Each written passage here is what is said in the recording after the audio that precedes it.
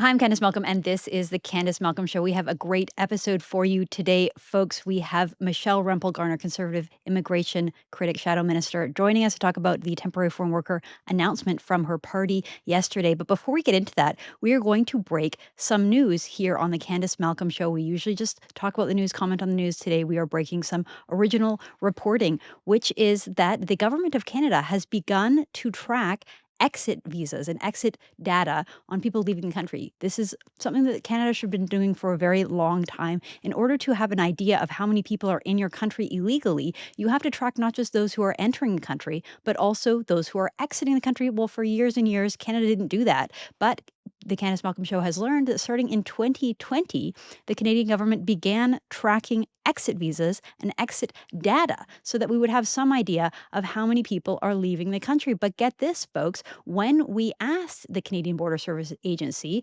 for that data, they replied and told us that the aggregate data is not publicly available. In other words, they are blocking the public from knowing how many people are properly exiting the country and how many people are here illegally. So let me just read what the CBSA told us. Quote, the Canadian Border Services Agency collects biographical information when travelers enter Canada and also collects exit information in the land and air modes. Entry and exit data is pulled and used to support officers' work on a case-by-case basis.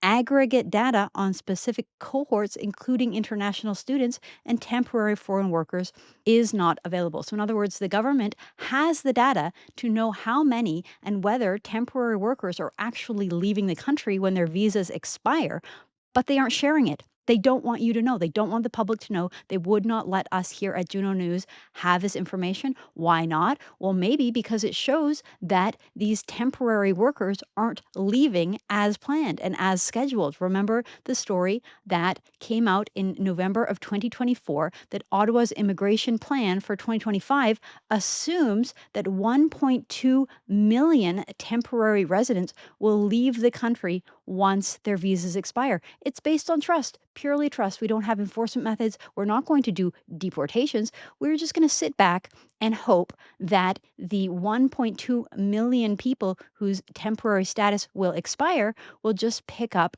and leave. Do you know what, folks? There was a document that came out in March 2025 that showed that according to a federal government briefing, there is an estimated upwards of 500,000 undocumented people in Canada. In other words, over 500,000 illegal immigrants. And this doesn't even include people who are making asylum claims. So people who enter the country illegally, people who cross the border illegally at places like Roxham Road and put asylum claims down, or people who come from other countries on vacation or to visit family, and then they don't want to leave, so they become an asylum seeker. They say, I'm a refugee. It takes years and years and years for their system, for their paperwork to get processed and for their case to be heard by a judge. Those people aren't even included in that 500,000 figure. So the idea is that there's actually probably way more than that.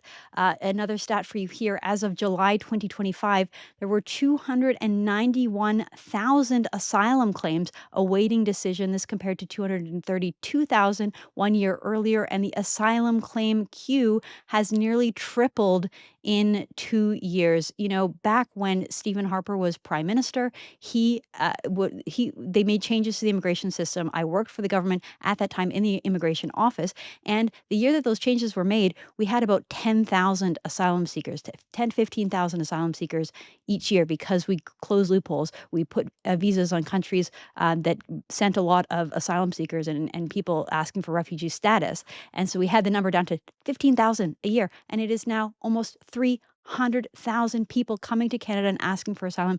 It is unbelievable. Another story for you. Juno News broke this one in July 2025. Border authorities unable to locate nearly 600 criminals due to deportation. So the system is an absolute mess. You can't even deport people convicted of crimes, foreigners who should not be in this country, in the first place. And you can just see how, they're starting to track it. So they have the interest in fixing the system, but they don't want the public to know. All right, folks, I am very pleased to introduce the guest on today's show, who is Michelle Rempel Garner. Michelle is the Conservative Member of Parliament for Calgary Nose Hill, and she has done an incredible job on this file of immigration. She is the Shadow Minister for Immigration, and she has been working and pushing on the temporary foreign worker program to be abolished. Michelle, welcome to the show. Thank you so much, and congratulations on all your work Thank you. on this file. It was great to see Pierre's announcement yesterday. It was, and I just want to give a big shout out to, there's a lot of staff here in Ottawa that work really hard on this. They've been working all summer with me,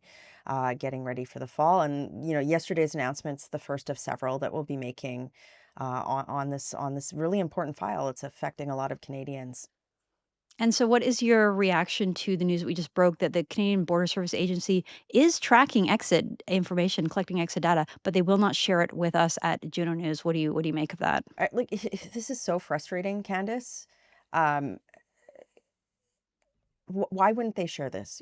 Conservatives, obviously, we support measures to have more transparency in data like this because it impacts so many different areas of public policy, right? Like, for example, just the most basic question, how can the government set immigration levels for the future if they don't know how many people have overstayed their visa and are in the country or left? And then, the other thing I would point to is back in June, I asked the immigration minister if the Liberals had a plan to remove people from the country that we know already don't have any legal reason to be here. And the answer was kind of, so how can we measure success even if they had a plan if we don't know what that data is? So there needs to be more transparency. We'll definitely be pushing for that. And that data should be public. It's absolutely ridiculous. So good for you guys for doing that digging. It's something I'll certainly be following up on using my parliamentary tools. But it shouldn't take our combined efforts. The government should just be doing this, right? 100%, 100%. Okay, Yeah. let's get the audience up to speed on what happened yesterday. So, folks, speaking in Mississauga at a press conference yesterday, Conservative leader Pierre Poilievre called for an end of Canada's temporary foreign worker program. Here is what that looked like. The time has come for decisive action to stop the Liberals from using our immigration system to pad the pockets of corporate elites and other insiders at the expense of Canadian jobs. Again, the principle is very simple. The principle is very simple. Canadian jobs for Canadian workers. Canada first, Canada always. That's why Conservatives are calling on the Carney Government to permanently scrap the temporary foreign worker program and to stop issuing visas for any new temporary foreign workers coming into the country.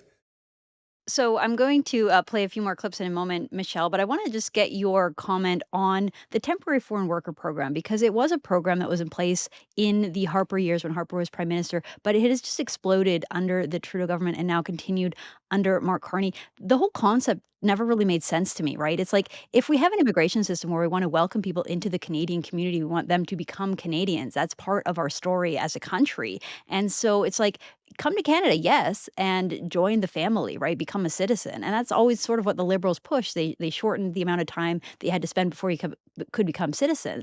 And yet, on the other hand, they're creating this sort of temporary scheme where you have an underclass of people that don't really have political rights. They're not really part of the community, and yet they're sort of like undercutting wages for young Canadians. I mean, so many companies just sort of take advantage of this program, and so I'm wondering like how did it get this way? Why do we have a temporary foreign program in the first place, and why did the Liberals blow it so out of proportion? I was so excited to talk to you specifically about this issue because you and I were both kind of around when Jason Kenney made the reforms that he did to the program in 2014. It was like massive pearl clutching from some of the big lobby groups that depend on this. They use the program as a crutch to maximize profit, to essentially have government sanctioned indentured labor. And the reforms that Jason made back in the day, the Liberals, almost one of the first things they did was to reverse all of them. And not only reverse them, but like juice them. So, what you said was absolutely accurate. The program morphed into this system where I don't think it's hyperbole to say that it actually normalized the existence of a temporary low wage for an underclass in the country. And that's both exploitative to the people who are coming to the country and because I'm not sure if your listeners know, like if you come to the country on a temporary foreign work permit, you're actually, for the most part, in most cases, tied to one employer. So this is why, like the UN called it akin to slavery. Then, to your point, it suppresses wages, right? Like obviously, it's going to suppress wages. It takes away opportunities from young Canadians, and you hear the Liberals, you hear other people talking about how artificial intelligence is disrupting the economy, how the economy is sort of teetering on a recessionary precipice right now. Well, why not do the one thing that is in control of the government, which is to abolish this program that is completely negative all the way around. So, it's there's no reasons for its existence today. That youth unemployment's through the roof. You were talking about that. There's a large pool of unemployed labor, particularly young people in the country. Let wages, get back to where they need to be. Let Canadians have Canadian jobs, and let's bet on our kids in this country instead of allowing companies to, exploit foreign workers on a temporary basis. You're spot on. Well, I want to play Prime Minister Mark Carney because he was at Oh, the Liberal yes. Party's cabinet retreat in Toronto yesterday, This was and he was sort something. of like nonchalant. He was like, "Well, businesses want it, and so This that's was why we're going wild. to keep it." Let's play this clip from yesterday. Mr. Poilievre called this morning on the government to scrap the temporary foreign worker program. Is it time to shut the program down? Well, I would say the following, which is that that program has a role. It has to be focused in terms of its role. And it's part of what we're reviewing. It's part of what we will be discussing, how well the temporary foreign worker program is working and how our overall immigration system is working. When I talk to businesses around the country, particularly in Quebec, but elsewhere across the country, their number one issue is tariffs, and their number two issue is access to temporary foreign workers. So, what's your response to that, Michelle? I mean, like, what did you think? So what I took from that was here's this guy that's so out of touch that he doesn't understand. Like, has he read about, the hundreds of resumes that kids have been putting out this summer and not even getting a nibble back? No, he's like, no, well, I'm listening to businesses who use this as a profit maximizing, wage suppressing tool. That's their number one thing. Like, and it's like, yeah, sure. I'm sure all these lobby groups are up in his grill asking for these things, but who's standing up for Canadian workers? And like, there has to be a paradigm shift. This is government sanctioned wage suppression. And like Candice, honestly, I could not believe he walked into that yesterday. Like he walked into it. We were all shocked here. We're like, I cannot, like, did he actually just say that? And he did. So yeah, we are going to like ram that clip down his throat for the rest of the fall because he needs to be standing up for Canadian workers. I'm sorry, I got to get this rant out. If he's supposedly standing up for like a one Canada economy, why wouldn't you be doing more things to, address labor mobility? Why would you be having this program that suppresses that anyway? Like, yes, rant reaction to It I love it. his I love his Michelle. Well, comment. it does when I saw that, I was like, doesn't he have staff that kind of brief him in advance to say like, "Hey, Mr. Prime Minister, maybe we should at least not sound like Mr. Burns when you're responding to" it's like, "Well, the big companies told me to do it, so I'm gonna do it." Oh, it's just wild. It's like, just totally out of touch with the Canadian, public and, most people, I hear about it a lot that, when you walk into a restaurant, you walk into Tim Hortons or you walk into a fast food place, it used to be filled with Canadian teenagers, and some places are still like that, but instead, you just have, like, a pure lineup of people that don't really speak English very well, making you think that they're probably here temporarily, like, you can't ever really tell, but it just seems that jobs that used to be held but universally by young Canadians are now universally held by foreigners. I wanna play this clip, to the audience, which is, of Pierre Poilievre. He was asked a similar question, "What are businesses telling you? What is the impact, on removing this temporary foreign worker program for businesses and consumers?" And here is how he replied. In most cases, I don't think they do need temporary foreign workers. I think they hire them because they can pay them less. And it's that simple. They don't want to pay the prevailing wage to the Canadian worker. And so they hire someone from abroad who might be in a desperate situation and willing to take less. It is a very exploitative system that has allowed corporate elites to profit off of driving wages down and driving jobs out, and we're going to put an end to it. It's such an interesting juxtaposition to have the Conservative Party leader, the one speaking out about exploitation and helping young Canadians, and have the supposed liberal, like left-leaning leader be the one in the pockets of foreign workers. Michelle, I'm going to get your reaction to that in just a second. But first, I'd like to thank the sponsor of today's episode, which is Albertans Against No Fault Insurance. Did you know that the Alberta government is overhauling its auto insurance system under the new model called Care First, coming into effect in 2027? Most Albertans injured in a car accident will no longer be able to sue the at-fault driver. Instead, decisions about your care and compensation will be made by the insurance company, not your doctor, not the courts. Critics of the system say that it puts insurance companies first, removes key rights from victims and their families. Albertans Against No Fault Insurance is a campaign raising awareness of these changes. They're calling on the government to rethink the direction before it's too late. To learn more about these changes and how they could affect you and your family, please visit albertansagainstnofault.com. All right, Michelle, one of the crazy things that we reported on earlier this summer is that temporary foreign workers now make up nearly 20% of the private sector economy in this country. Nearly 1 in 5 workers in the private sector is temporary. I'd like to hear your comments on like how this impacts wages and how this hurts young Canadians. So there was a StatsCan report that came out that showed in the first quarter of 2025, the lowest 20% of earners in Canada actually saw their wages drop. So, you've got some of these lobby groups yesterday. I saw there was a few spinners that came out. They're like, oh no, it doesn't suppress wages. Well, the data's right there, right? And then today, Desjardins came out with a report, a really damning report that talked about how this program actually, not only does it remove opportunities for students, but like it's talking about the other things that we've been talking about here to do. So there's all sorts of proof outside of what your own eyes can see. And the one I was so glad PR came out on this yesterday because I think it's an acknowledgement that our movement includes workers.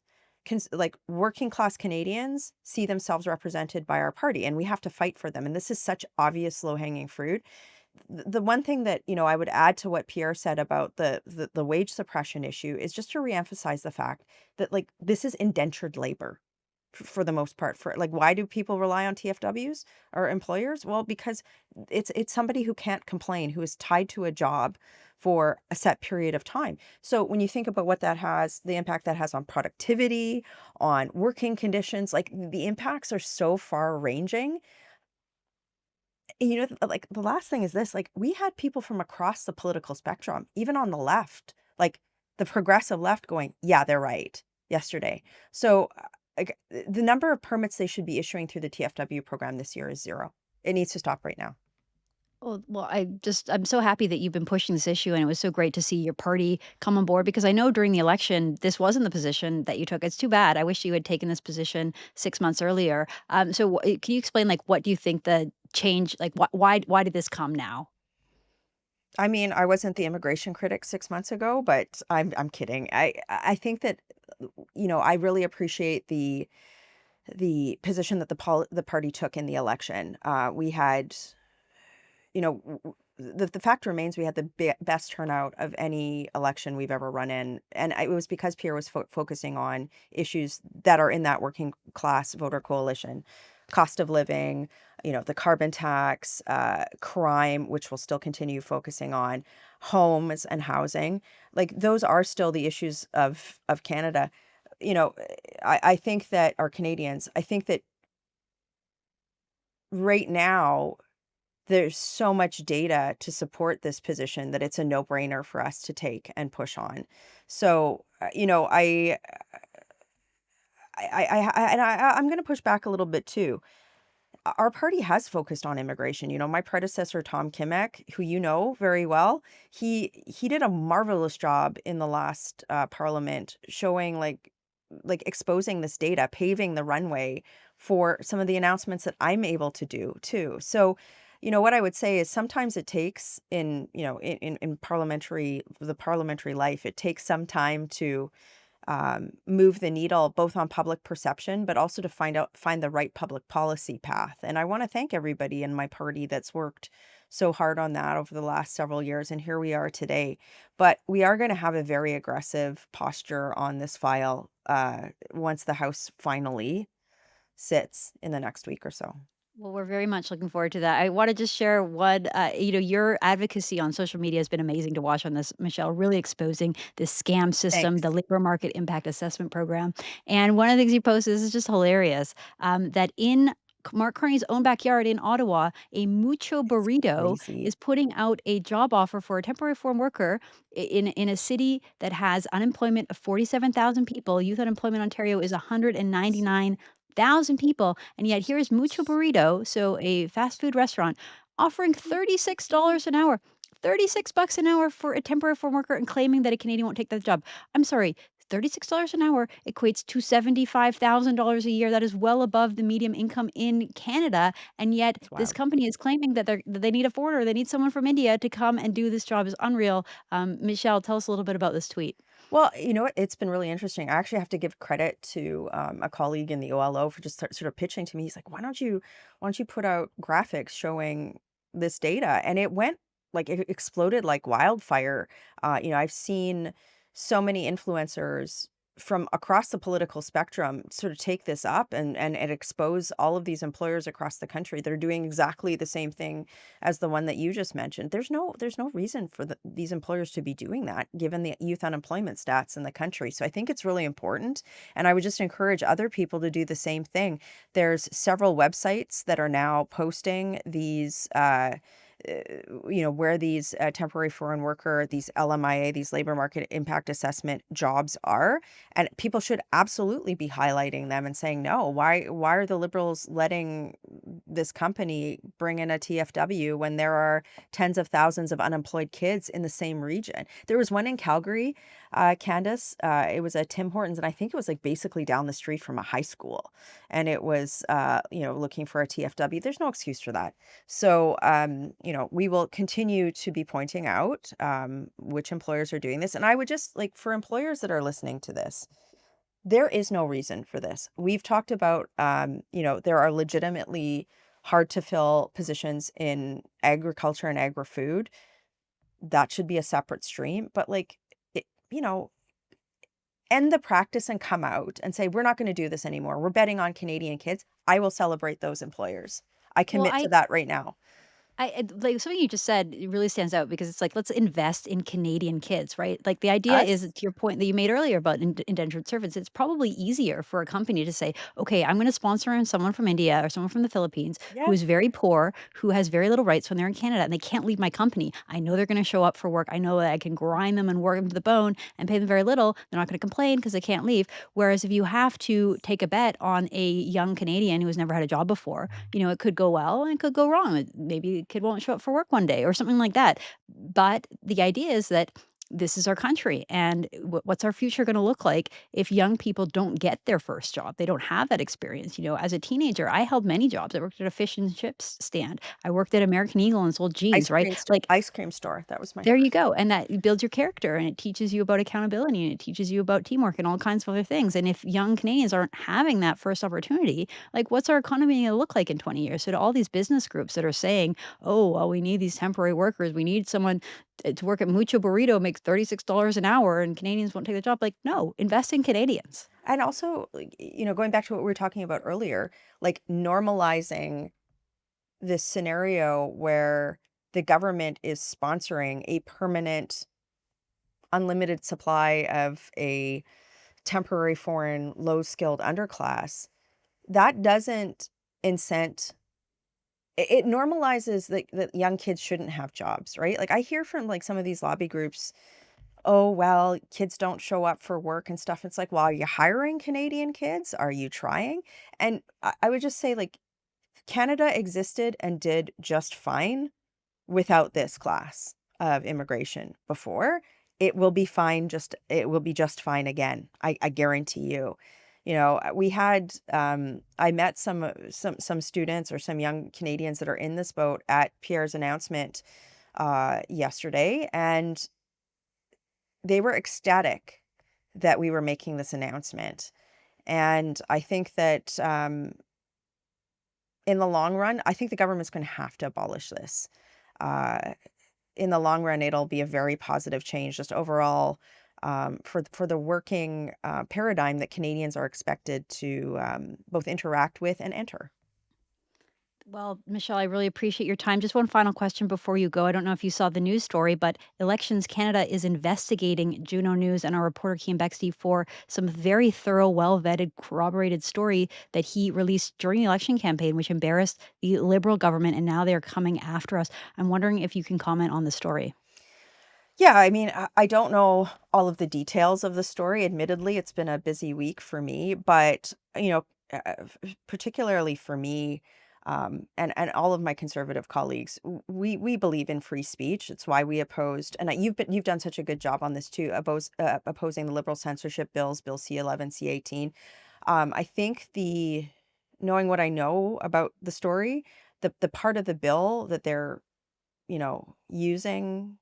Yep, Section 91. We oppose that, right?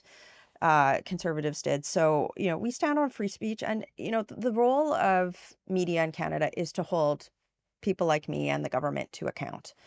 And, you've seen the Liberals use a variety of mechanisms over the last several years. Just mentioned two of those bills to suppress independent journalism, to suppress, we've got news bans in Canada we never had before. So, shout out to your listeners. Make sure you subscribe and get around those news bans. But we have to see a change in that.